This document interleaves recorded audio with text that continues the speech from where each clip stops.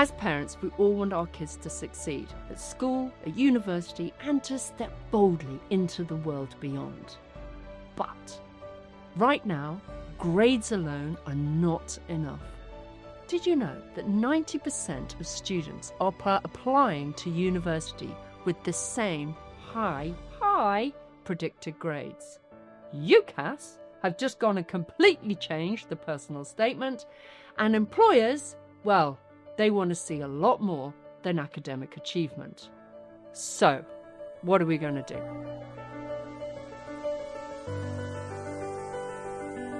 The conversation that we've got today is going to talk to you about the supercurricular. The supercurricular, which has now become the new differentiator for our students, the students of today, to really stand out. So you need to listen in, where you're going to learn, what is this supercurricular? How are they going to find it? Hear about some creative solutions, and we're going to help translate the supercurricular into UCAS and CV Gold. Joining me today, we've got Belle Petrie, who is a UCAS expert from Peter Symonds College, and Carrie Watson, who is an employability consultant and coach. Belle, what is the difference between extracurricular and supercurricular? Well, extracurricular are the activities that students typically do outside the classroom, for example, DOV, Lambda, sports teams, and things like that. Supercurricular are some of the same activities, but are ones that are totally related to the subject they're looking to apply to at university. So they are focused on the studies for their subject. Awesome. Okay, why has the supercurricular become so important in today's world?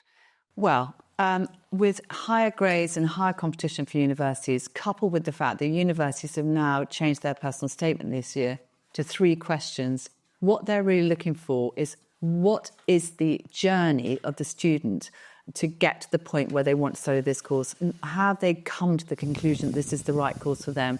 Questions 1 and 3 on the new personal statement are really drilling down into that journey and what additional stuff they've done above anyone else to get to the point where they think the course that they're applying for is the right one for them. So they need evidence. Yes. They need evidence to show their commitment to this course. Okay, brilliant. Carrie, why is it so important now in the world of employability? Well, it's echoing what Belle's saying in terms of academic achievement. It's unfortunately having a really good degree or coming out of school with really good A-levels and deciding to do a school leaver programme. The academic isn't enough on its own. The workplace is very, very different from a few years ago, particularly since COVID. You've got hybrid working, you've got the impact of AI. So what employers are really looking for, they're looking for evidence of transferable skills. And so what they want to be able to see is that the person they want to recruit can slot really well into their workplace, and they can already evidence resilience, teamwork, collaboration, creative problem solving, among many other transferable skills. So the better that young people are in terms of being able to evidence that, the stronger they will be as an applicant. So, Belle, can you give us an example of a supercurricular activity which helps evidence their interest in their university course? Okay, so quite a good one to use is, say, the debate society at school or college. So a student might arrive or in the 6th form, join their debating society, but during the course of the year, maybe apply to lead that society and try and improve it and build on it by building up relationships with other schools or colleges around them to have debates, cross-college, get an external speaker such as local politicians or any other interesting sort of local people. All of these would be interesting for a multitude of degrees, including politics, English, history, international relations, and liberal arts would be another one it would be good for, and also building up them as an individual at the same time. And I mean, just to add on to what Belle's saying, yes, you can pick up, the students can show their initiative by picking up projects at school and really making the most of them. But, yes, they could have a part-time job in, work in the local supermarket. But actually, one of the best ways people can gain transferable skills is volunteering. And, particularly if you get the opportunity to do international volunteering, one of the beauties is you've got a much broader sort of selection of opportunities in which to develop and try out some new things within that experience. So, for example, if you are doing something with a diverse group of people, you're showing your ability to build a rapport with an unknown team. You might be showing some leadership skills if there's something you're particularly strong at that other people don't understand so well. So you might be showing them, training them. Your communication skills. Sometimes some of these volunteering opportunities are tough. So you might have to persuade people, come on, we're going to do this together. We will, you're motivating people.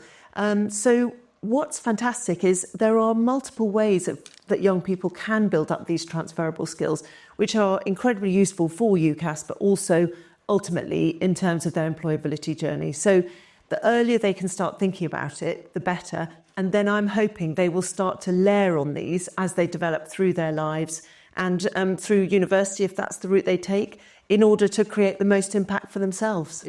So that's really the difference between one activity, two uses. Yeah. And actually, that's the other thing which I think is quite important about this type of purpose-driven travel is it's the reflection on actually it's not just about their development, what they're gaining, but it's how they're contributing to that community, to that environment. And that, again, is something that employers really want. They want someone who is going to come and contribute and add value to whatever their team goals are.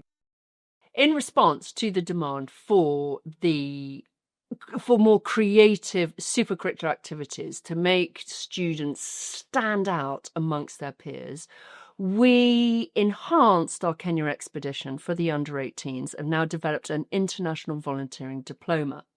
And we did this because we knew that purpose-driven travel really pushes a student beyond their comfort zone and really develops their personal skills, their interpersonal skills. But in addition to that, it is a structured, reflective experience, so it should segue straight into UCAS and straight into the employability conversation. So, as an example, what do they do on this Kenya expedition? Well, they're there helping an NGO charity to with their marine conservation, but their objective is you can't help the marine without helping the local community. So they experience both. So it is a circular activity of projects. So the kids will experience, first of all, getting in the water, building coral reefs, literally coral gardening, which they absolutely love, underwater safari. Then in the afternoon, they're in the community, right in the heart of a wonderful local community, building Geco stoves. Now, what is a Geco stove, you might ask? Well, it's the equivalent of a little mini Aga. Problem solving is that one of the problems was you can't stop the fishermen getting out there and fishing because that's their food and that's what they sell.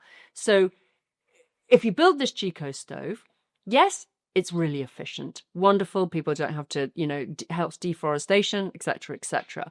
But most importantly, they can now fry their fish.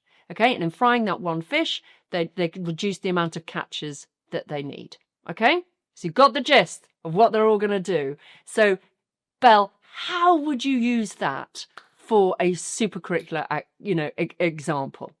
Well, for starters, you touched on the fact that the course is worth 16 UCAS points, which for some degrees, a lot of universities only use UCAS points as their way of setting their entry requirements. So it's a very useful standalone piece in itself because it's giving you those points.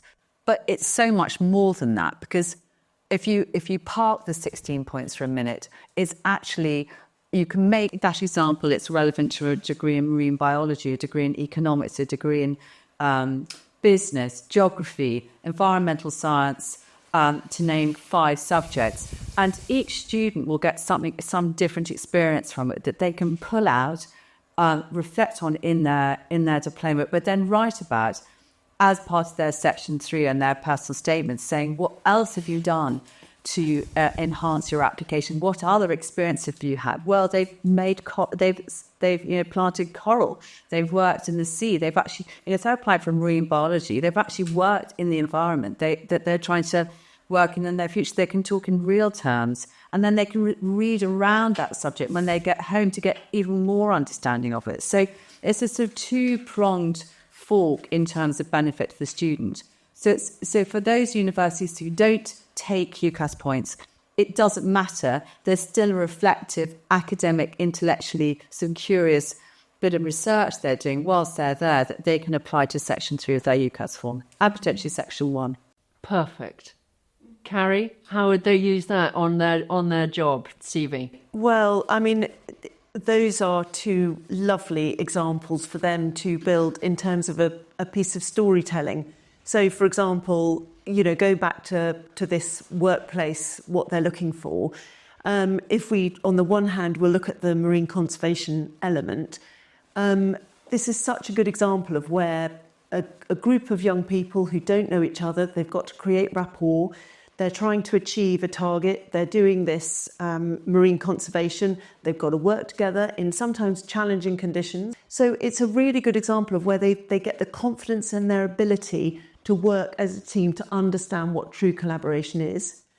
Looking on the other side at the stoves, I mean, what an impact they're making to that community, particularly for young people who might not have had the opportunity to add value, genuinely add value to that community. They're building on their empathy, their cultural awareness, but more specifically, it's about that project, which is it's problem solving. And actually, when they come back to, drafty old Great Britain, they will know that they've actually made a genuine difference to that community. And particularly as they're connected to individual families, it's actually a really personal, it's a sort of real personal achievement for them. And that will stay with them.